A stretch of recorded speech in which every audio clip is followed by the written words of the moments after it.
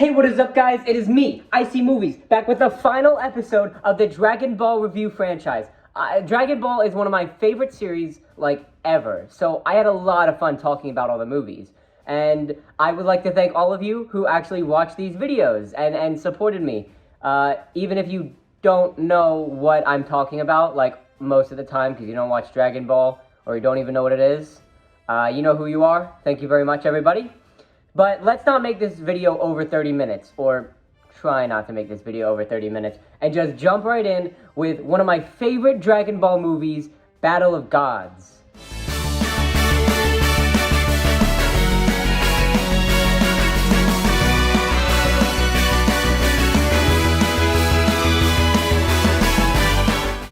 Battle of Gods came out in 2013, and is the first Dragon Ball movie since 2009 with Dragon Ball Evolution. Speaking of, apparently, Dragon Ball Evolution was so god-awful, and Toriyama, the creator of Dragon Ball, hated it so much that he made a script for another Dragon Ball movie, which turned out to be Battle of Gods. So if Evolution did one thing right, it's that it was being so good at being so horrible that it inspired Dragon Ball Super to come back. So in a weird way, thank you, Dragon Ball Evolution. On second thought, no. Anyway, Battle of Gods takes place a bit after the events of Majin Buu, and it's centered around Bulma's birthday party. She claims it's her 38th, but it's really her 45th. But as they're celebrating, a god named Beerus and his angel Whis visit Earth. After Beerus has a premonition of a Super Saiyan god who would be strong enough to beat him in a battle. After gaining no information from the Earthlings, Beerus stays anyway and enjoys the party, but soon becomes angered after good Majin Buu doesn't share any pudding with Beerus, causing him to get angry, so he's threatening to destroy all of Earth over it. Like you already had one. Give me the pudding. No! Boo, eat! What? Pudding is all for Boo! You're being a rude guest. All pudding cups are Boo's!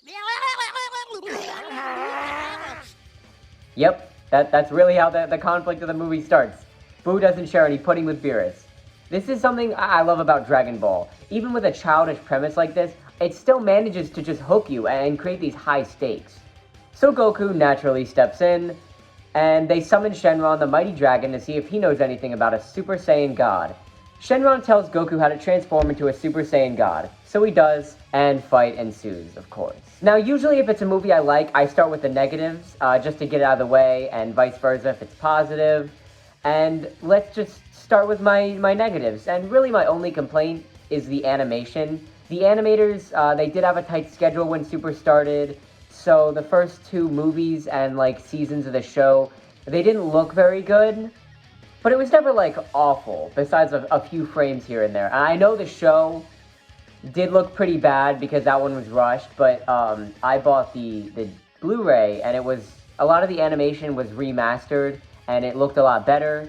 So I'm not gonna hate on it too much, but it was noticeable. It just wasn't very awful. Other than that, I don't really hold any complaints. I loved this movie a lot, so let's just get into why. First is the obvious one, Super Saiyan God. This whole movie surrounds the idea of a Super Saiyan God. Super Saiyan God isn't really anything special, but man, it looks cool. Goku has red hair, red eyes, and this fiery red aura surrounding him. Plus, his body is slimmer, apparently because in the series the gods are incredibly powerful but don't have any muscle mass. I guess because they're gods, so they don't really do hand-to-hand combat. But god form isn't the only cool part about this movie. Let's talk about the best part for me, which is Beerus.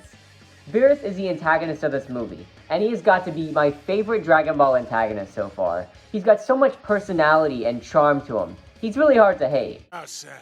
You Earthlings have no idea how lucky you are to know the delight of pudding, but for me it's a taste always just beyond grasp, at least for the last 5 minutes.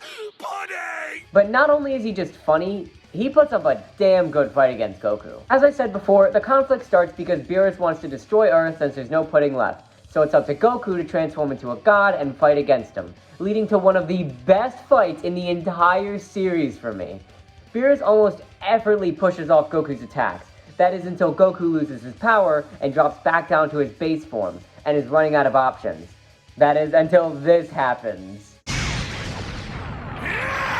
I will to destroy my world!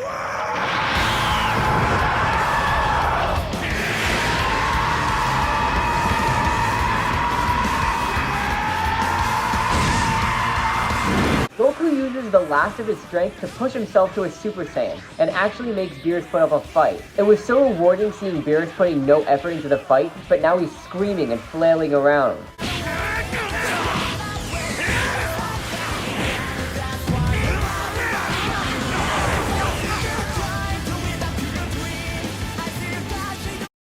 More fighting ensues until Beerus pulls out a giant ball of energy, the Sphere of Destruction, ready to blow up Earth.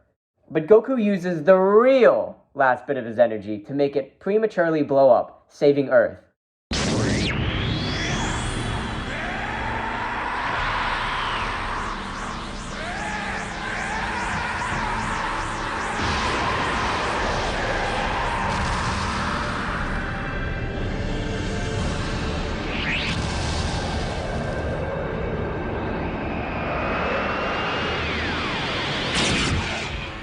Beerus, incredibly impressed with Goku's power, decides to spare him and Earth in exchange for visits to Earth to eat their food. So I really love this movie. It's got great music. Oh my gosh, the soundtrack. I'm not playing. This isn't the soundtrack. This is from Dokkan Battle. It's Beerus' theme. You can check it out in the comments. But I love the song they used for the fight. I will also put that one in the comments. It's really good. It's funny, it made me laugh a lot, and there was a lot of moments that made me like jump up and scream. Like when Vegeta, when Beerus slapped Bulma and he's like, "What did you do? Do my ball?" And it was like, wow. What have you done? How could you? What did you do to my Bulma?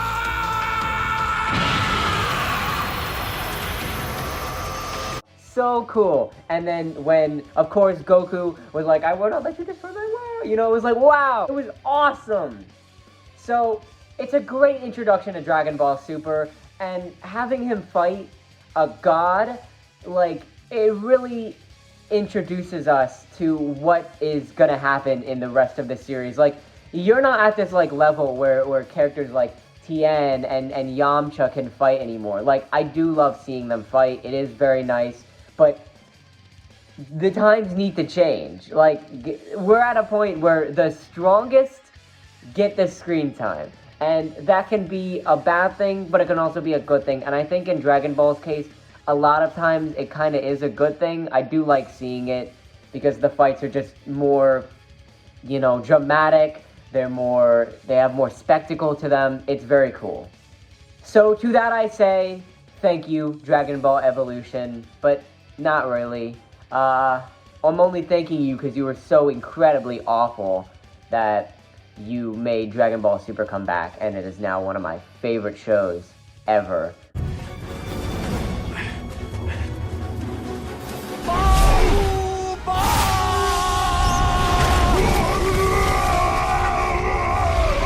Now that I'm done talking about this incredible, fun, action-packed movie, I think it's time we take a break and talk about a bad movie. Because you can't make a Dragon Ball film collection without having one bad Dragon Ball movie. Sometimes two bad Dragon Ball movies. You know who you are. It's like that kid in your second grade class who always had his clip on like the yellow ice cream cone. You know how there was like a green ice cream cone and then a yellow and then a red? And all the kids were at green, but if you did something bad, you know, the teacher would say, "Move your clip to the yellow one." It was like that. There's always that kid. And you know who that kid is? Resurrection F.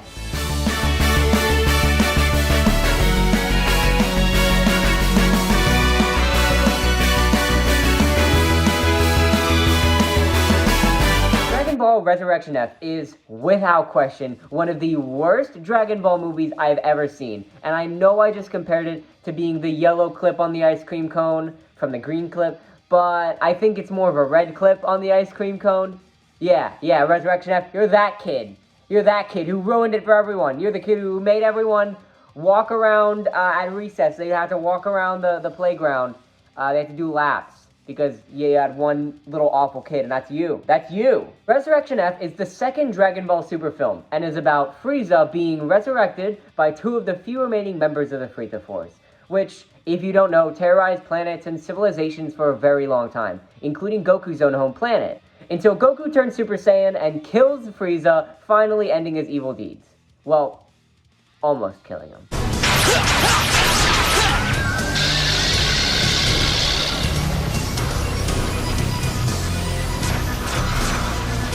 Anyway, Frieza returns and he gets a whole new form called Golden Frieza. But so do Goku and Vegeta. They, with their Super Saiyan God Super Saiyan, called Super Saiyan Blue for short. But I got a taste of something called Super Saiyan God and then tapped into that power on my own. And it's the Super Saiyan level of that. So a Super Saiyan who's as strong as a Super Saiyan God, yet is not a Super Saiyan God, is now the Super Saiyan version of that? You really do need to work on your descriptions, Goku. I nearly bit my tongue just trying to spit it all out. Now they gotta fight Frieza because Frieza's back for revenge. Now, as I said, I really despise this movie, but if there's a movie I don't like, I already said this, but if there's a movie I don't like, I talk about the good stuff first, vice versa, whatever, you heard the rest. So let's just get it over with. What did I even like about this dumpster fire? Well, there is one thing I do like, and that's Galactic Patrolman Jocko, baby! I am the shield, protecting millions of stars. I am the blazing torch of justice. Super elite galactic patrolman, Jocko! I know it's not a big plus, but I'm like scraping the bottom of the barrel here. I'm like trying to think. One joke that stuck with me was Krillin's phone ringtone was the One Piece theme. Tell my mom! Huh? Why is Bulma calling? Your go for Krillin.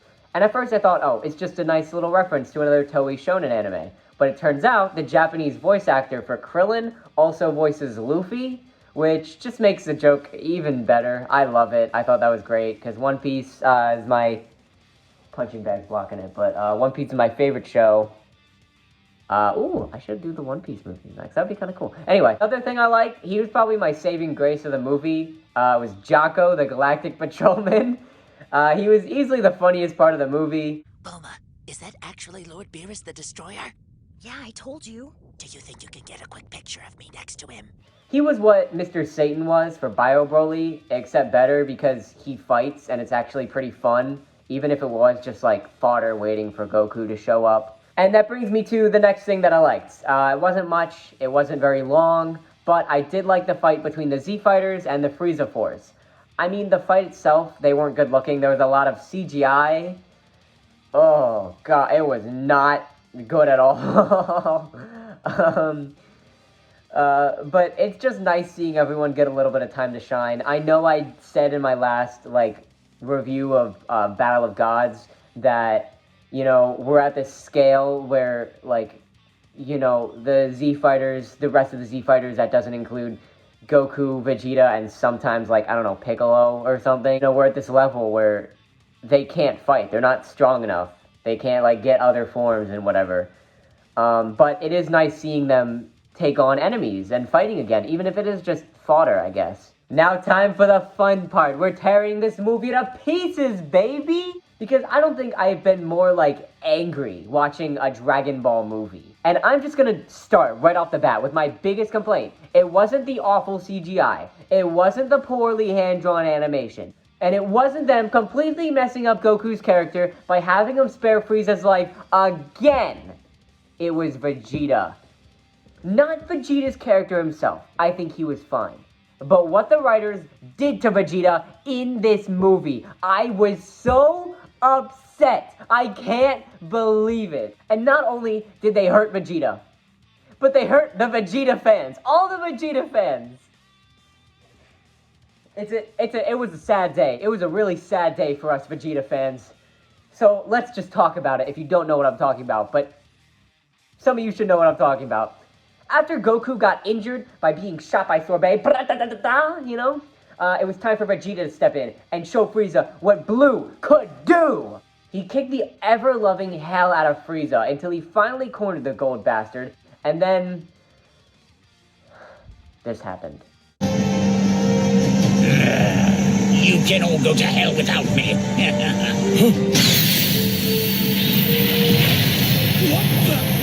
This made me so mad beyond belief. And for those who don't understand why, Vegeta has never won a fight against a main villain.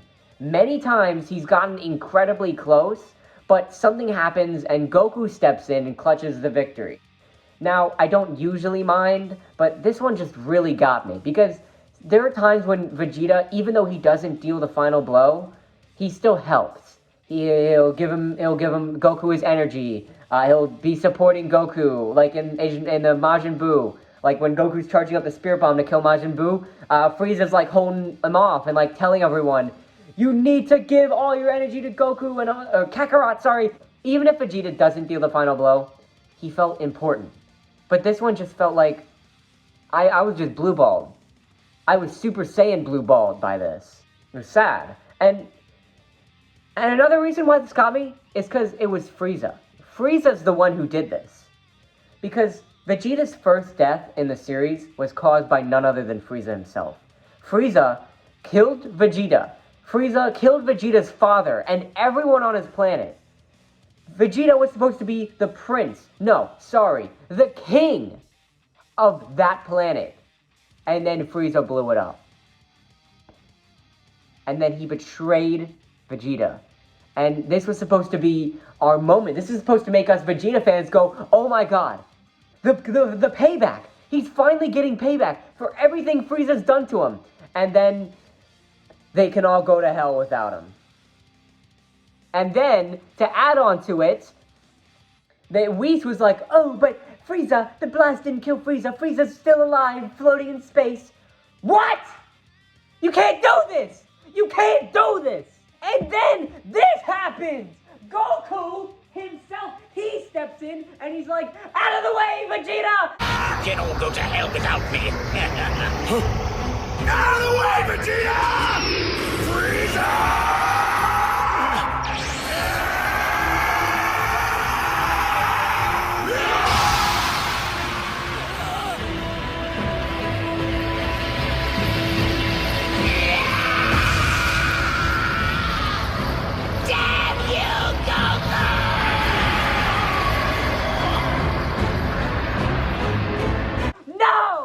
No! Goku, my boy! I love you! But you cannot be doing this! So Whis rewinds time before this happens. Goku steps in, delivers the final blow to Frieza with a out of the way, Vegeta! And then I just hate this. I really do. I'm trying not to get upset, but it's like, come on! Ow! I'm trying not to get upset, but come on! You can't do this to me! I feel like they did this just to make Goku win. Again! Like, when was Vegeta's last real victory at the time this was made? Because I don't want to count Toppo because Toppo wasn't made yet. Like, Kui, the Ginyu Force, he has never like taken down a major threat. But you know, for all you manga readers, I don't want to get too into it, but Vegeta, yeah, it's one of the worst moments in Dragon Ball. It was just awful, and on top of that, it just ruins Goku's character. Let me explain. So the theme of this movie is past mistakes. Whis tells Vegeta that he is too confident in himself and is too focused on trying to surpass Goku, while Goku is too naive and he needs to learn when to kill your enemy and when to spare them. But what happens anyway? About an hour later, Goku beats up Frieza and offers to spare his life again. And then he gets shot with the laser, he has to set out the rest of the fight, and now look, I understand the point of Goku is that he's naive, he's nice, he's a pure-hearted, kind person. But this is Frieza! Oh my god, the same Frieza that killed Vegeta, his best friend Krillin, and most importantly, his entire species. Including his own parents, who he's never met. But he just decides to spare him. Again. I get that doing with other villains like Cell or Boo, ones that like recently were created in a lab and have potential to have a change of heart. But Frieza is purely cold-blooded, and Goku should know better than anybody. but apparently he just doesn't, and that makes me upset. He should know better by now. This movie has almost no redeeming qualities. It's easily the worst Dragon Ball Super movie, and the only reason it's not the worst in the entire series is because it's not boring. Any ones ranked lower are because I could barely sit through them, because nothing was going on the entire movie, nothing interested me. At least this one had Jocko, the Galactic Patrolman. And now that I've told you, I'm out of here. Because I'm young and smart and do not feel like dying. Well, good luck, guy. This movie still sucks, though. I don't recommend it. You don't need to watch it. You shouldn't watch it. Even if you're the biggest Frieza fan in the world, don't even watch it. The anime version is even worse, though. That's the worst part. Krillin is they have this whole thing where Krillin's just too scared to fight. And then Super Saiyan Blue looks more ugly. It lasts like way too many episodes, way more than 2 hours, and it doesn't sit right with me. So I don't like that I have to sit through it even longer. So in all, Resurrection F, awful movie. It's got some decent moments sprinkled throughout, but it's totally not worth a watch. But you know what is worth a watch? Let's talk about it. Let's go back to the green clip on the ice cream cone. Except there's going to be another ice cream flavor, which is, I don't know, strawberry. No, that's red. Blue raspberry ice cream. I hope that's a thing, and it's going to be above green because it's so good.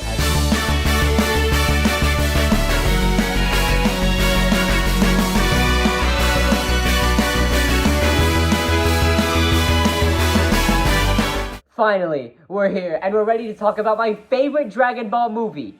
Again! Because I already made a video on this. You should watch it. I talked about it last January when it came out, but my opinions have obviously changed because when I saw it, I didn't really have any experience with Dragon Ball. I just watched like a few episodes of Super, and I went to go see the movie, and I loved it. And now I'm here. I've watched every single like Dragon Ball except GT. I'll get to that later. And I'm a big fan of Dragon Ball now. Huge fan. So let's talk about it. So Dragon Ball Super Broly is the newest film in the franchise and is actually the first canon movie, giving us a backstory on Planet Vegeta's demise and Broly's backstory. After the backstory is finished, we see Goku and Vegeta training to take down Frieza, because in the Tournament of Power was resurrected. Again. When suddenly, Bulma gets a call that the Frieza Force stole 6 of the 7 Dragon Balls that she's been collecting for a while. So her, Whis, Goku, and Vegeta set out to go find the last Dragon Ball on this weird ice planet. When both groups arrive, the Frieza Force to get the Dragon Ball and Bulma's group to get the Dragon Ball, they arrive and it turns out Broly, one of the few remaining Saiyans left alive, was found by the Frieza Force on the planet Vampa, which is an abandoned planet, with Broly's dad Paragus having a vendetta against Vegeta. So he teams up with Frieza to take down Vegeta. And of course, battle ensues. Now I know Dragon Ball is known for the fights, but before I get into the fights, I really want to talk about the themes of this movie, because, wow! This is the most thematically rich story. It's fleshed out, detailed, and entertaining. And for a Dragon Ball movie, at least. I mean, as much as I love the other movies, they are more reliant on cool fights and villains to wow us, rather than tell a compelling story. But Super Broly did both of those things better than every other movie so far. Now that we're on the subject of the villain, I want to talk about that right now. I think Super Broly is the most interesting character in the movie. I never thought I'd say Broly, out of all people, would be my favorite character in the movie, considering his past, but here we are. I thought Broly was handled incredibly well. Instead of being this big green fighting machine, he had valid reasoning. For those who don't know, in the non-canon movies, Broly hates Goku for crying in the pod too much as a baby, and it like annoyed Broly, and it was really stupid. But in this one, he doesn't hate Goku. He doesn't even know who Goku is. He was just ordered to do so against his will by Frieza and Paragus. Broly might be the antagonist, but he's not the villain. The real villain is Frieza and, in a way, Paragus. In the backstory, Vegeta's dad, who is the king of the planet, saw Broly's giant power potential and exiled him out of jealousy. This caused Paragus to swear for many years to get his revenge on the Vegeta bloodline. Paragus was evil to make Broly spend his whole life training to kill Vegeta, and it really made you feel bad when he was fighting, as cool as it was. This brings me to the movie's stakes. I thought they were high, but not world-ending. And I mean that in the best way ever. Because usually the stakes are, the villain will kill the Z-Fighters and destroy planets. But in this one, it was different. Broly was written in a way where we didn't want to see him die. Or even fight, for the matter. It felt different, and I really enjoyed it. A lot was on the line. And I don't mean, like, big planets were going to be destroyed, because we know what happens. The planets, they're going to be fine. Z-Fighters, fine. They're going to be fine. But this is different. Like, what will they do about Broly? Like, he's the antagonist, and he's so much stronger. Will they have to, can they, settle him down? Do they have to kill him? It's like, it makes me wonder. It's such high stakes for such a little thing. Another interesting dynamic I want to bring up is Goku and Vegeta. Goku, as you know, is a generally kind and pure-hearted person. There are a few instances where it isn't written very well, and he just comes off as an idiot, too naive. But here, it's portrayed perfectly. There was one scene where he used his God ability to make Broly freeze up like he did this, and then, Broly was, stuck. And Goku tried to convince him not to fight against his will, and it was a really touching moment. We've had our fair share of enemies, trust me. I don't think that you're one of them. For some reason, I can just tell. You can stop fighting. You don't have to listen to what the others tell you to do. It was really sweet, and it showed how the pure-hearted version of Goku is supposed to be written. But compare that to Vegeta. Oh boy. He fights with the intent to defeat Broly and Frieza, which is something to remember a little bit when I talk about something in the movie. It's a different important part. Now, there's 3 major fights I want to get over, so we're going to talk about the fights now, and 3 of them. So let's get started with the first one, which is Goku and Vegeta versus base Broly.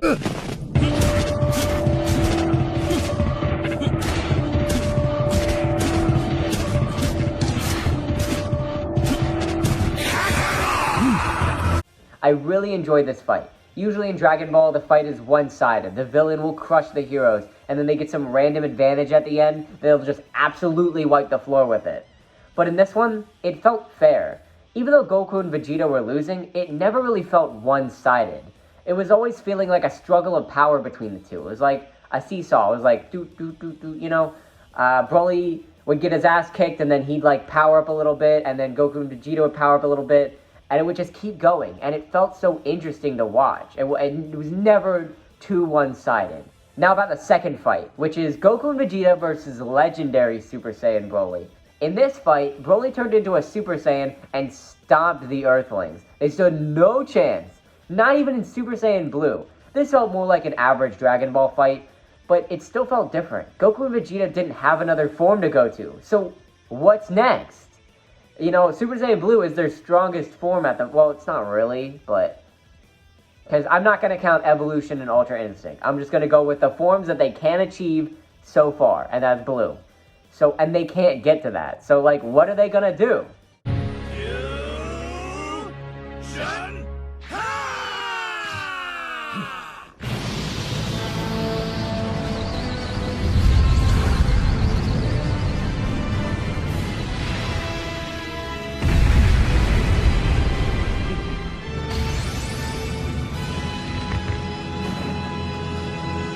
I'll tell you what's next, baby. Gogeta! Let's go! I was so happy to see Gogeta canon, because I love Gogeta in Fusion Reborn, and so to see him canon is just heaven to me. I know I saw him in the Broly movie first. Shut up. It's he's still awesome to see. I love how Gogeta was handled in this movie, because he was, conflicted. Goku wanted to save Broly while Vegeta didn't. And I could see the conflict in the fighting style. At first, the attacks weren't lethal. Nothing Broly couldn't handle. But at the end, Broly could barely stand. And Gogeta was about to deliver a finishing blow with his ultimate Kamehameha. And thankfully, before it connects with Broly, he's saved by the Dragon Balls. However, Gogeta really did fire that with the intent to kill. Vegeta's side of Gogeta thought it was too late to save Earth, and that happened. He just decided, oh, well, it's one person against the entire planet. Sorry, dude. But it was awesome nonetheless. And I could tell what was happening during the fights thanks to the stellar animation and incredible use of colors. Also, Gogeta and Broly fight so hard, they literally break time and space. Like Gogeta and Broly, they fired a ki blast at each other, and it was so powerful that it just broke time and space. They were in a different dimension, fighting for a little bit, and you could hear Gogeta like, "What the? What the?" And it was cool. It was so cool. It just helped show how powerful they've become. Now, I want to keep talking about Gogeta for just a little more. I want to talk about a certain attack he uses, and I love the inclusion of it, which is the Soul Punisher, which is the move where he does like this, and then the ball comes up. And for those who don't know, he used it in Fusion Reborn against Janemba, and Janemba is the villain of that movie. He was pure evil. So the Soul Punisher, what it does, it removes all the evil from your body. Since Janemba was pure evil, it completely wiped him out. He just disintegrated. Gogeta used this move again on Broly, but it had no effect. And it made Gogeta smile, and that's such a nice little touch. Like, I didn't get it at first. I was like, thinking, oh, Gogeta's just like, wow, he's strong. But watching Fusion Reborn, and then watching this, it's just like, wow. That's such a cool little, like, touch. Like, it really, and then it makes you happy, like, oh, Broly is a kind-hearted person. Yay. But then, it also makes you sad, because they're like, oh no, Broly is going to get his ass kicked by this giant blast. And it's like, I don't want to see him fight. I don't want to see him get hurt. He's just a big, lovable, nice dude. Makes me sad. But the Soul Punisher, it's one of my favorite attacks, like, ever. And it's in my top 10 Dragon Ball attacks. If I made a top 10 Dragon Ball attacks, the Soul Punisher would be there, and probably, like, all the Gogeta moves would be there, because they're so awesome looking. I love Gogeta. He's so cool! Okay, so that was Dragon Ball Super Broly. Overall, it is peak Dragon Ball. It's perfect. It's what Dragon Ball should be. All the characters are written perfectly. The animation is stellar, and it helps the fight significantly. And it helps the comedy, too, by being more expressive. And I hope they use this animation when Dragon Ball returns, like One Piece did after the animation styled in Stampede. Another very good shonen anime movie, you should watch it. If you like Dragon Ball and haven't seen it, you should watch it. If you like Dragon Ball and have seen it, you should watch it. If you don't like Dragon Ball and you haven't seen it, you should watch it. It's very good. Even if you don't like Dragon Ball, it still gives you enough backstory to where you know what's happening. So, I think it's pretty cool. And I went to see it with my mom. She literally had no clue what Dragon Ball was. I was like, can I go to the movie to see Dragon Ball Super Broly? She's like, what the hell is a Dragon Ball? So I told her about it. She's like, oh, I can go with you. And then she went. She loved it. So, who knows? You watching. You should watch it. Watch it. Well, that wraps up the Dragon Ball series. I didn't review the spin-off movies or Evolution. If people really want me to, I can. Because I do own them. I rewatched them, and they're very good, especially the Bardock one. I wouldn't mind talking about the Bardock one, but if you guys want to hear my thoughts on it, and Evolution, of course, then comment down, and I can also, like, include the GT movie, if you want. I don't know. I think it'd be cool. So, you know, I really enjoyed two out of three of these movies. You know, they're pretty good. But I do have one more Dragon Ball related video coming soon. I'm going to talk about my favorite moments from the series, and I even worked on a project with my friends a while back that I can finally show soon. Plus, I have a couple other non-Dragon Ball videos coming, one being a similar project to this that I'm very excited to make. So I'll see you when I make it. Peace out!